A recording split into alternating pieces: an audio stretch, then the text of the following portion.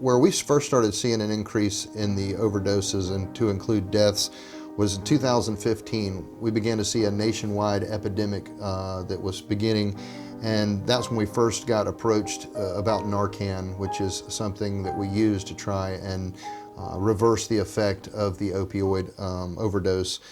And in 2015, FDLE did a study of all the counties in Florida, and for some reason we were disproportionately higher than other counties, certainly in our area.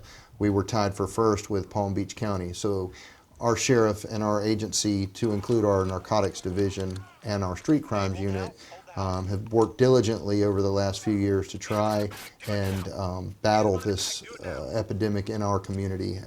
It affects every demographic and every socio neighborhood that we have. It doesn't have any kind of discrimination as to who it affects out there in our community.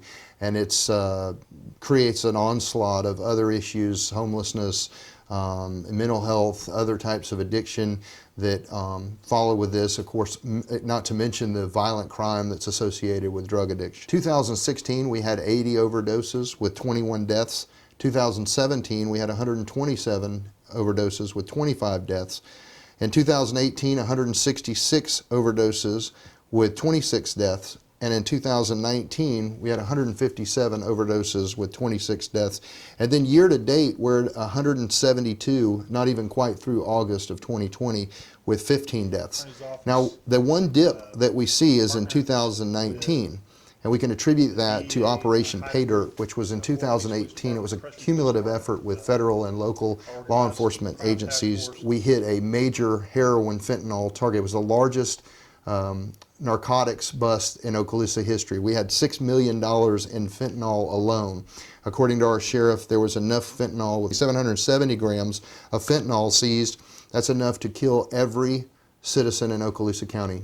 15 people were taken down, and we saw an immediate decrease in our overdoses, which is why we had an overall decline in 2019, and then it spiked back up because other sellers began to take and fill the void of the ring that we took down. Historically, it's pretty interesting. The recent busts that we've had in drug houses have mainly been crystal meth, methamphetamine, but we have seen heroin and methamphetamines in conjunction with these drug houses that we've hit recently with our street crimes. And what's interesting is historically those two don't go together, but we're seeing those two drugs being combined in the sale of it. Sheriff's Office search warrant! Sheriff's Office search warrant! We're certainly hitting it hard and trying to, again, battle the overdose problem that we have and the addictions to opioids. Our guys work tirelessly throughout the whole county. Like I said, it touches every neighborhood. Everyone that we know out there has someone that's been touched by drug addiction.